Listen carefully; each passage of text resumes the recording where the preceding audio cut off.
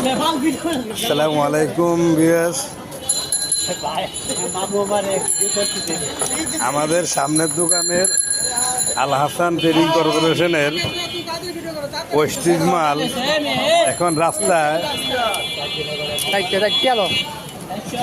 প্লাস্টিকের বস্তা বিছাইয়া ছেড়ে দিছে। পাইকারি যে যা নিতে পারেন মাত্র 30 টাকা পিস। 30 টাকা পিস যে যা নিবেন। আলবি হইলো এটার ম্যানেজার। আলবি বিক্রি করতেছে। আলবি হইলো এটার ম্যানেজার। আলবি হইলো এটার ম্যানেজার। এখন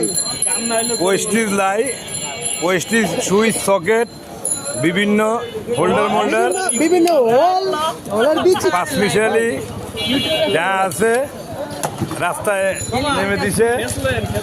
এই যে আলবি এই